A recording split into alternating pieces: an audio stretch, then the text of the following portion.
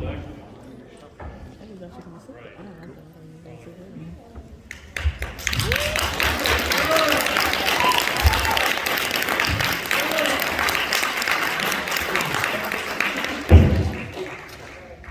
there. Yeah, just a couple more seconds. Come on, Chair. Okay, I do this a little different. Normally they have somebody up here joining me and they talk to you and introduce me, and I don't want to be introduced. Okay. So anyway, but it is an honor and a privilege to see all of you out there right now. And I thank you very much.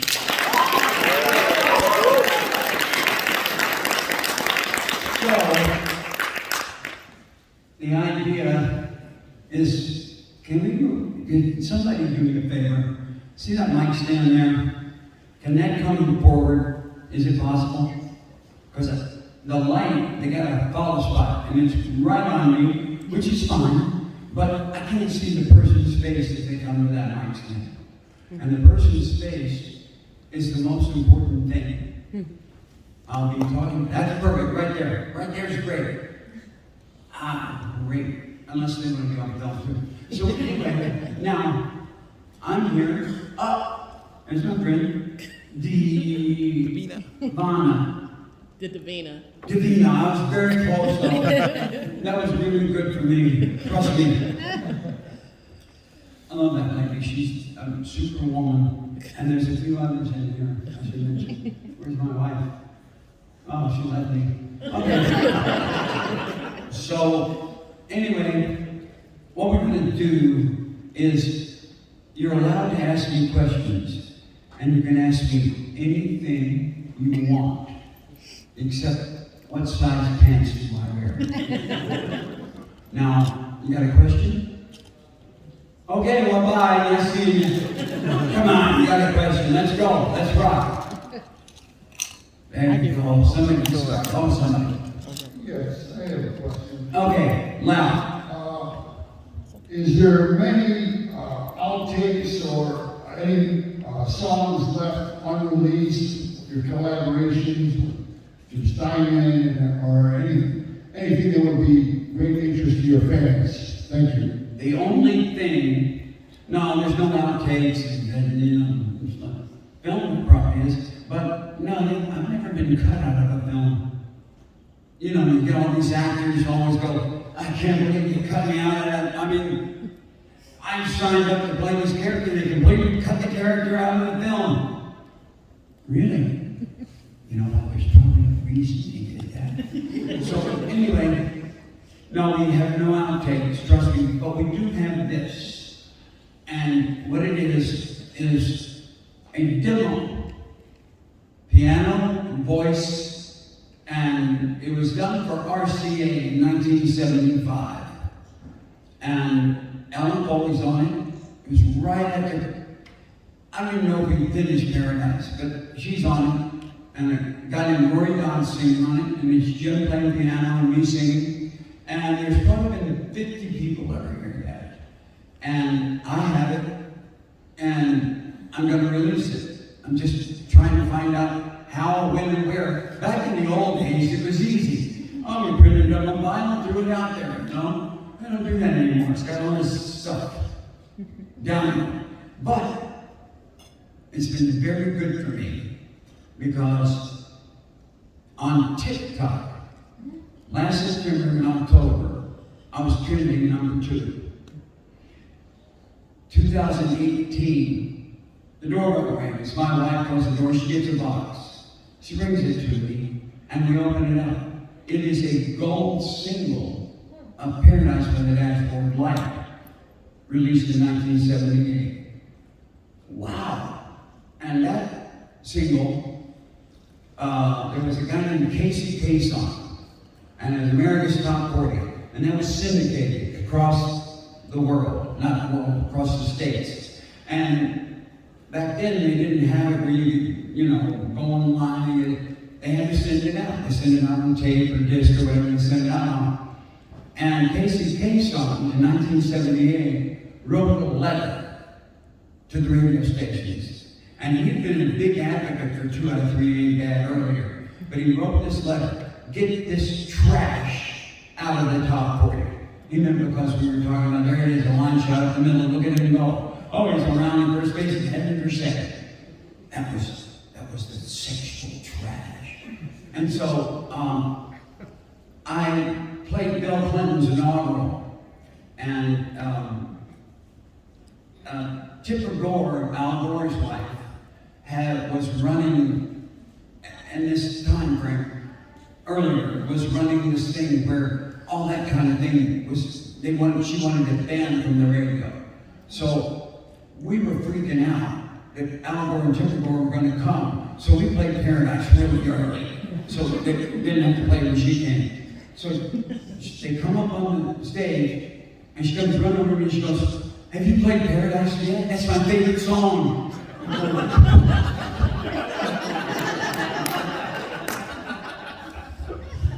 So I said, yes, we did. She said, will you play it again? So I turned to the audience, and there were a lot of people. I said, Tipper wants to hear Paradise. Is it okay? And I went, yeah. So we played it again.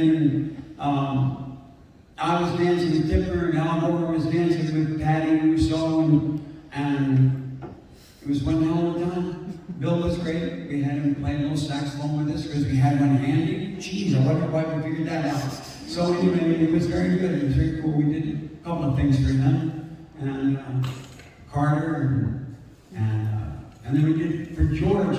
Okay, you ready for this? I'm hosting the California Ball for George Bush, and I'm hosting with Marie Osmond. And so George and his wife grew up in Midland, Texas, and they went to high school in Midland, Texas. My freshman year in college, I went out with a girl from Midland, Texas, who had been in the graduating class with George and, what's her name? What? Laura. George and Laura. So I kept saying to Marie all night, when he comes in, I'm going to go, do you remember Peggy Woodall? That was her name. And she goes, you can't do that. I said, why not? Of course I can. So he comes in, got all the Secret Service around him. I go to him, hi, it's a pleasure to meet you. Do you remember Peggy Woodall? And he looks at me, and they look at me, and the Secret Service pulls me back, and they rush him away because they asked about Peggy Woodall. Maybe Peggy Woodall's a secret spy. So anyway, I am an independent, so I just believe in America and roll that way. So anyway, to finish off your, I went off on a tangent. To finish off your thing, we had this demo and I want to release it. And one of the reasons I want to release it is because I just read a month ago, and this is after Mr. Jim passed away, and I love you, Jim. So anyway,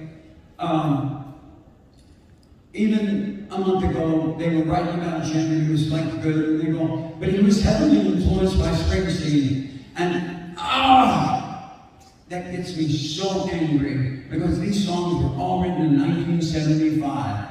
And the reason that they say that is because we put Roy Bittan and Max Weinberg from the E Street Band on the record. That's because they could play good, and it had nothing to do with that. But it drives me crazy when they say that Jimmy was influenced by Springsteen, because that is, am I boring you? Oh, you got a question? Take off your mask, you look like a duck.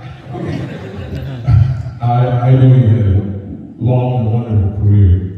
I want to know what the happiest thing in your career and what the saddest thing in your career. If you could change things, you could. Oh, well, the saddest thing in my career is 2 months ago, the passing of Mr. Jim Steinman. I didn't, for 2 days, and the drag is, you know what, when you're that way and you go, I gotta call somebody, and you go, oh man, and he was very, very ill. Nobody knew it, and I never told it, and he didn't want anybody to tell it. He couldn't walk, he couldn't talk, he couldn't eat food, but his mind was as sharp as a tack. And he had 3 open heart surgeries and 4 strokes. And that man lived because he was passionate about life. And he was there because he wanted to live. And 2 days I was walking around going, this is very weird. I don't know why I'm not like, and I figured it out. I started doing a Rolling Stone interview about Jim and me. And in the middle of it,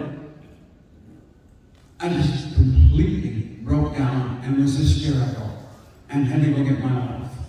And I really couldn't finish the interview because I was laying on the floor. I remember being on the floor, and I was absolutely, I didn't know what to do with myself. And now I'm about to cry now because of Jimmy. And I'm sorry to cry in front of you because usually I'm going to make you laugh. But I don't, his mother, I'm sorry y'all, his mother said to me in 1974 at lunch, she said to me, and I'd only been with Jimmy for 3 years at that point, she said to me, you know my son better than I do. And personality-wise, we were night and day, but artistic-wise, we were one. We said the same thing in the studio constantly. We thought the same things all the time. An order for the album, I said, this is my order. He said, that's the order. I said, okay. That was his order, everything. And that 3, I'm trying to get him produced, and they go, oh, he's done all, and they're making all these excuses. And he didn't produce it. And I didn't know why. And it was because he was having open heart surgery. And he wouldn't tell me even. So it was very difficult losing your brother. Because I didn't have a brother until I met Jimmy, and then I did. And Jimmy did too. There you go, I'm sorry for that. Any other questions? Please, quick. Make me laugh. Thank you for the question, though. Thank you. And thank you for yours. Did I finish it? The reason I want to release it in 1975 demo is to prove that Jimmy was not influenced by Bruce Springsteen, whose album Born Around didn't come out until 1976, and his earlier album sounded like Bob Dylan. Okay.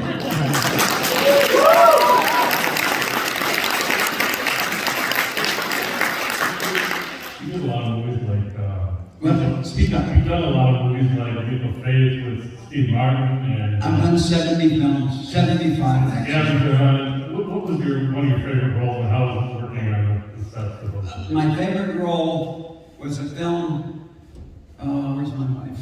I can't remember things. I did with Bill Macy and Laura Dern, and it was written by Arthur Miller. And I can't remember the character's name, I can't remember. But one day, I go to the set, and certainly when I go to the set, they give you chairs, he's got your name on it, what you do. And so, I'm going to sit in my chair, and I look next to me, I go, oh my God, it's Arthur Miller. Okay. So I pick up my chair, we're on a block like how, and I go down the chair, and I put my chair behind a tree so nobody can see me. And I'm sitting there, okay, Arthur Miller, and then I'm going, oh my God, we're getting ready to start a scene, and it's scheduled for 3 days, and Arthur Miller's here, and what am I going to do? And so they go, where's me? I go, I'm down here, and they go, you're behind a tree. I'm going, don't worry. So I go up to Bill Macy, and I go, Bill, Arthur Miller's here. And he goes, yeah, I know, I said hello to her. I go, that's it? Arthur Miller's here. He wrote this. He's one of the greatest writers in the world. What am I doing? He goes, just, you're good. I go, okay. So I do it, and I forget he's there because I get into character and I'm doing the scenes and I'm fine. And we go to lunch, and I always sit with whoever I'm doing the scene with, so I'm sitting next to Bill Macy. All of a sudden, somebody puts his hand on my shoulder and leans over and goes, I love what you're doing with the character. I look up, and it's Arthur Miller. So Arthur Miller liked what I was doing with one of his characters. That deserves applause.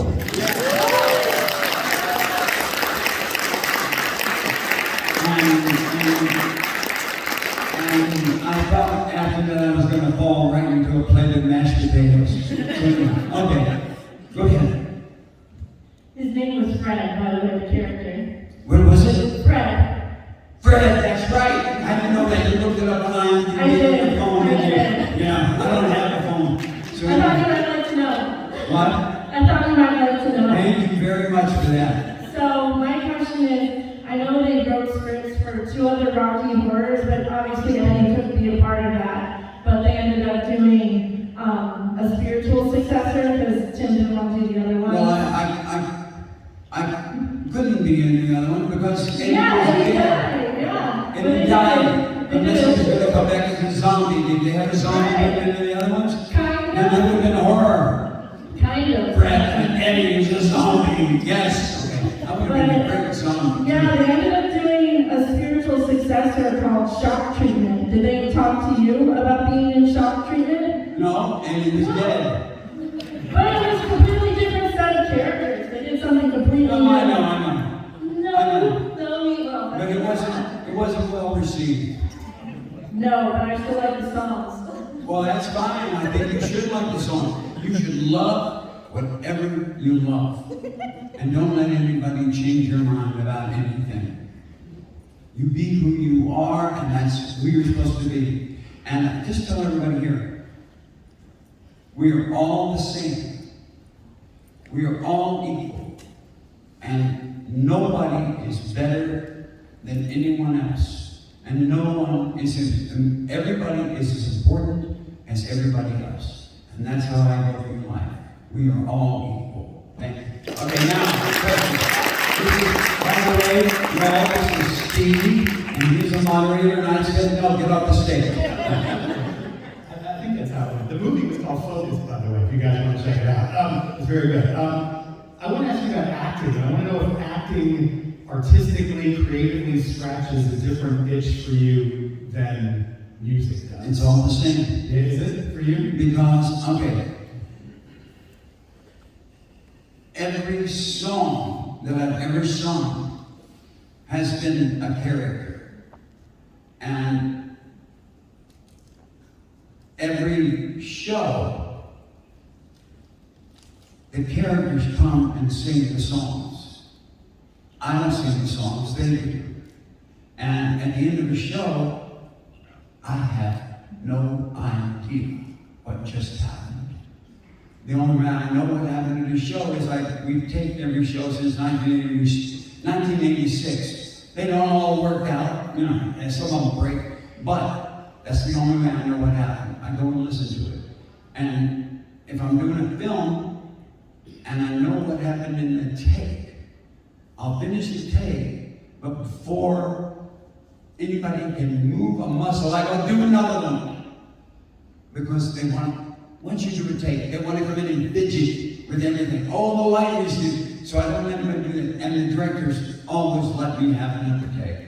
So, because if you don't know what happened, that means you're okay. Because Meatloaf is gone. And if I'm doing Fred is there. Not Meatloaf, Fred. And Meatloaf, okay, I'm meat all the time, not Meatloaf. So, and I've been called meat since I was 3 to 10 days old. My father was a Dallas policeman. I was born 9.5 pounds, bright red. And my father, I can stand up coming from that. My father walked in and said, I'll be part of it. My son looks like 9.5 pounds of ground chuck. Oh my God, I want you nurses to make up a sign, and I'm not joking, make up a sign, and it says meat in big black bold letters. M-A-A-T, capital letter, M-E-A-T. Sir, I don't believe we can do that. Oh, yes, you can. You see, I'm a policeman, and you have to do everything I tell you to. So put that name up there, because when people come up and see Lucy and Bill and Linda and Mary Lou and what's his name, Robert, they see meat.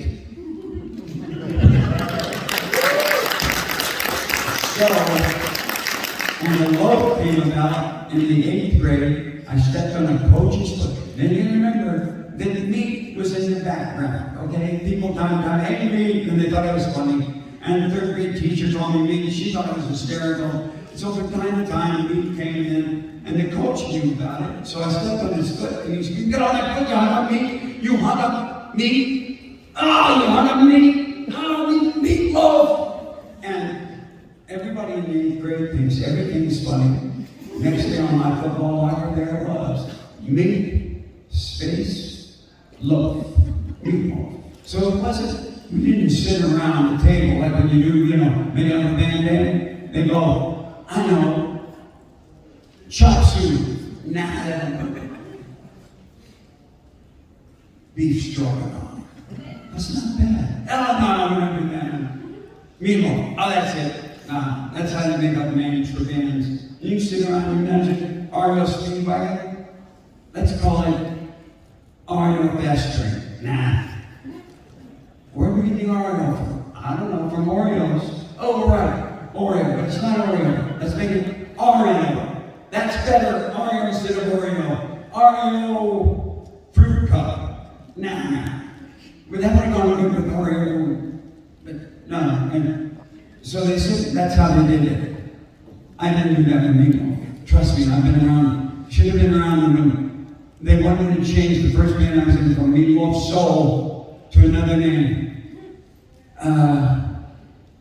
I don't know what. Cupcake. No, I don't know. Chop suey. No, another band's got that name. Popcorn Blizzard. What? Popcorn Blizzard? Are you joking? Oh no, that's great. What are you kidding me? So we would call Popcorn Blizzard. We took 8 by 10 shots, right? We had somebody off to the side pouring popcorn into the shot. Stupid. Okay. Hello. Hi, what's your name? Gavin. Dan? Gavin with a G. Gavin. Yeah. Okay. So this is a horror What did you convention. say? Gavin. Gavin. That's much better than Gab. Yeah. This is a horror convention, so I have to ask, what is it like working with Dario Argento? He's got kind of a reputation. Okay. Alright. This is a story. Okay, I got a story for everything, and it didn't just happen. Alright.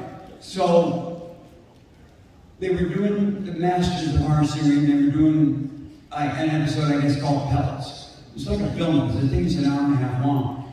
And Pellets. So the producer wanted me to do it, and they were all in, and they asked me, and I said yes. And then all of a sudden they said, well, the producer wants to talk to you again. And so I said, okay. So he started asking me questions, and he goes, do you like horror movies? I go, no, I can't watch a horror movie, they're horrible. And he goes, I mean, they're not horrible. If you like horror movies, they're not horrible, but for me, they're horrible because they're horror movies. So I can't watch something, oh, no, I can't watch that. So anyway, so I do that with a needle. If you watch a doctor show and the nurse brings in the needle, oh man, and now it's all over TV with the vaccine. Okay, and there they are getting the vaccine, they got 87 needles. Oh, that's right. So anyway, so they go, do you like horror? No. Well, you ever watch it? No. Well, you don't watch it and you don't like it? I go, no, it's not that I don't like it, I just don't want to watch it. You scared the hell out of me. So they go, okay. So I get a phone call. They go, well, they don't want you to do the movie. I said, why not? They go, well, Dario Argento was on the phone and heard you say you don't like horror movies. I go, put me back on the phone. That has nothing to do with me playing the character. Meatball's not going to be there. This is the character. The guy can play it. He can do whatever he wants. So I get back on the phone. I say to him, look, whether I like horror movies or not has absolutely nothing to do with me playing the role. And so they said, okay. So Dario Jr. agreed to it, but he was skeptical. And after the first 2 scenes, he came over to me and said, I'm so happy, but in Italian, I'm so happy with doing this movie. I said, I go, then give me all the money. So, no. And that's my bad Italian mafia joke. So, anyway, it was great, and Dario Argento was fantastic. to work with. I mean, absolutely one of the best directors. Him and David Fincher, two best directors I've ever worked with, except for Quaid and you kidding me? His famous, where's Deborah? Look up, who's got the phone? Look up,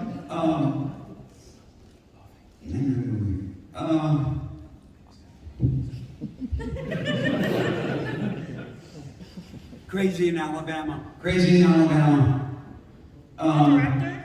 Yes, the director. Antonio Banderas, of course.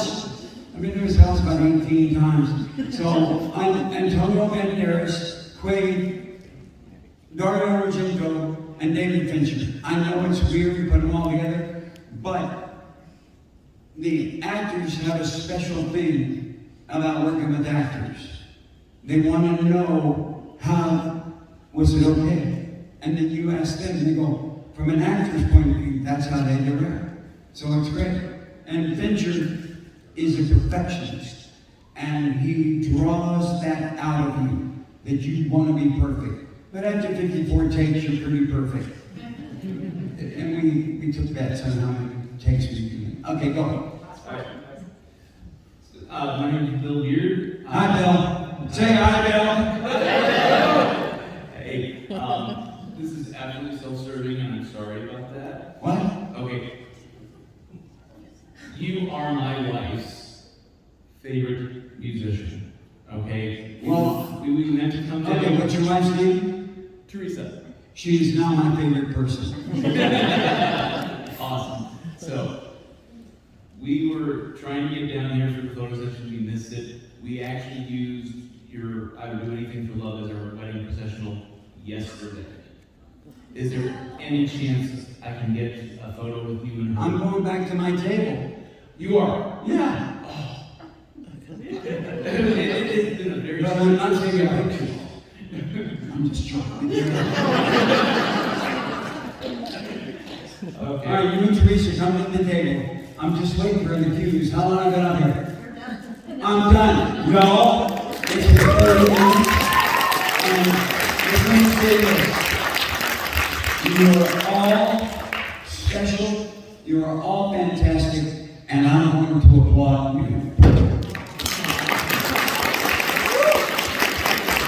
Love you. Bye, y'all.